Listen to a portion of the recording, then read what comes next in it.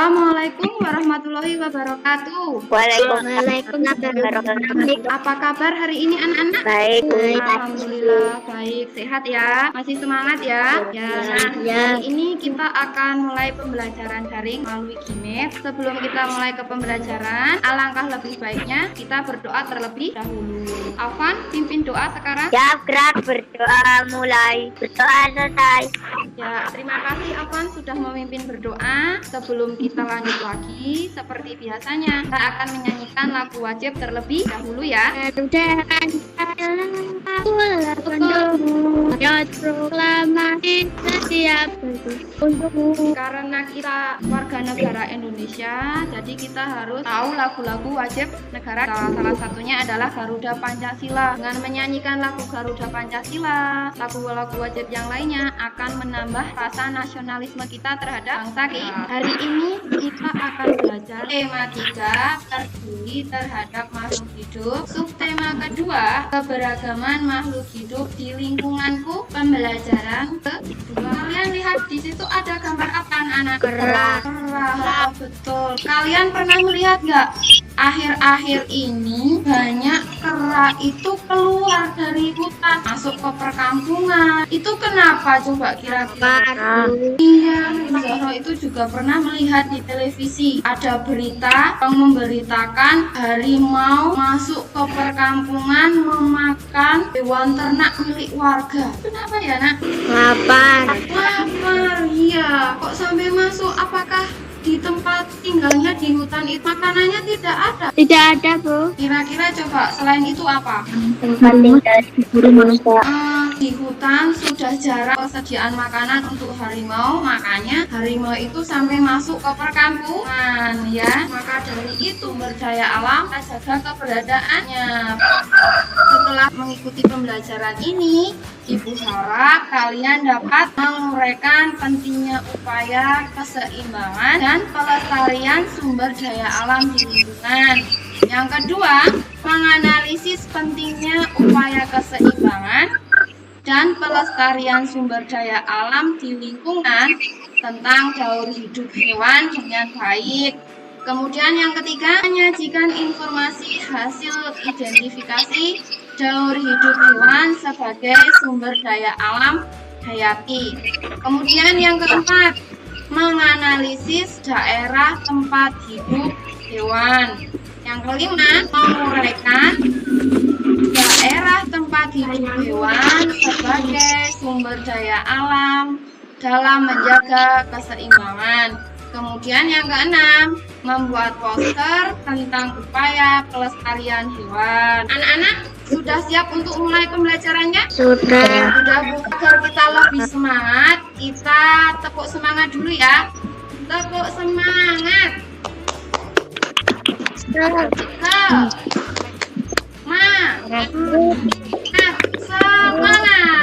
semuanya. Semangat ya. Bukunya, buku paketnya, buku tulisnya, alat tulisnya sudah disiapkan semuanya? Sudah. Sudah. Baik, kalau sudah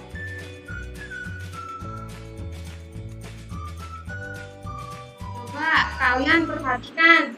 Di situ ada gambar. Perhatikan. Ini adalah gambar apa? Burung cendrawasih. Burung cendrawasih. Setelah memperhatikan gambar tentang cendrawasih, apa saja hal-hal yang ingin kalian ketahui tentang burung cendrawasih? Burung cendrawasih apa burung langkah, Bu? Oh, burung cendrawasih apa burung langka, Bu? Coba yang lain bisa menjawab tidak? Kalau burung cendrawasih itu termasuk burung yang langka atau tidak? Coba teman-teman yang lain. Langka. Oh iya, sekarang benar, termasuk hewan langka yang harus dilindungi juga. Coba siapa yang tahu burung cendrawasih itu sering kita jumpai atau bisa ditemukan di daerah mana? Papua. Iya, di Papua. Burung cendrawasih ini termasuk jenis hewan langka dan biasanya dapat ditemukan di daerah Papua. Agar lebih kalian buka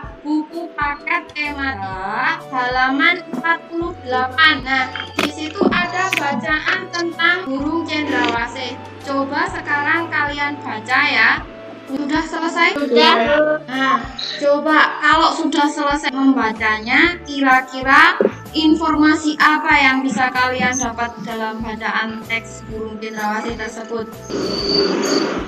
Burung cendrawasih disebut juga sebagai burung surga. Benar apa salah kira-kira teman yang lain? Benar. Oh benar, ada di dalam teks bacaannya? Ada. Jadi kalian bisa ya mencari informasi-informasi yang terdapat dalam bacaan terkait burung cendrawasih. Nah, burung cendrawasih ini merupakan burung surga. Nah, burung cendrawasih ini merupakan burung yang terdapat atau banyak dijumpai atau ditemukan di wilayah Papua. Ini Bu Zahra ada video tentang jenis kupu-kupu yang dilindungi di Indonesia. Kalian simak dulu ya. Halo sahabat pecinta kupu-kupu dimanapun kalian berada. Selamat datang di channel YouTube Kepompong Kupu-Kupu. Di video kali ini kami akan berbagi info menarik tentang jenis-jenis kupu yang dilindungi oleh undang-undang. Nah, berarti kupu-kupu ini termasuk hewan yang dilindungi. Tadi dijelaskan ada berapa jenis yang dilindungi? 26. Oh, benar banyak ya, termasuk banyak. Ada 26 jenis. Orang-orang banyak memburu kupu-kupu itu karena tertarik dengan apanya? Warnanya ya, kupu-kupu itu indah. Oleh sebab itu banyak orang yang tertarik memburu kupu-kupu. Kupu-kupu ini dapat berkembang biak dengan cara apa? Telur. Benar, bertelur. Prosesnya dari sampai menjadi kupu-kupu itu bagaimana? Dari telur, kemudian berubah jadi ulat. Selanjutnya apa? Jadi kepompong, kemudian baru berubah menjadi kupu-kupu. Benar. Sekarang coba kalian simak video tentang metamorfosis kupu-kupu berikut ini. Daur hidup dan metamorfosis sempurna kupu-kupu. Metamorfosis kupu-kupu. 1. Telur. 2. Ulat. 3. Kepompong. 4. Kupu-kupu. Kalian telah menyaksikan proses metamorfosis atau daur hidup dari kupu-kupu. Nah, kupu-kupu itu melalui berapa fase? 4. Karena kupu-kupu melalui 4 tahapan atau 4 fase yang berbeda dari bentuk fisiknya, dari telur berubah menjadi ulat, menjadi kepompong, baru berubah lagi menjadi kupu-kupu. Bu Zahra ada satu video tentang metamorfosis belalang. Nah, nanti kalian simak videonya. Kemudian untuk tugas di rumah, nanti kalian menggambarkan skema dari metamorfosis atau daur hidup dari belalang. Kalian simak dulu videonya ya. Daur hidup dan metamorfosis tidak lengkap belalang. Proses metamorfosis belalang. 1. Telur. 2. Nimfa. 3. Belalang dewasa. Setelah menyimak video tentang metamorfosis belalang, ini termasuk jenis metamorfosis tidak sempurna ya kalau belalang. Nanti tugas kamu di rumah menggambar skema metamorfosis belalang ya. Di awal tadi kan kita membahas tentang metamorfosis kupu-kupu kan. Berikut upaya-upaya yang dapat dilakukan untuk melindungi dari kepunahan. Yang pertama, dapat membuat cagar alam. Kemudian yang kedua, menetapkan kupu-kupu sebagai satwa yang dilindungi. Yang ketiga, membuat penangkaran kupu-kupu. Tadi dalam video yang kamu tonton di awal sudah dijelaskan bahwa kupu-kupu itu termasuk hewan langka yang dilindungi dalam undang-undang. Dari penjelasan tadi, sekarang kalian buka LKPD yang kemarin Bu Zahra bagikan. Kalian kerjakan LKPD yang pertama ya. Iya. Bu Zahra kasih waktu 5 menit. Sudah? Nah, kalau sudah, Bu Zahra minta coba Naya, kamu sampaikan jawabanmu.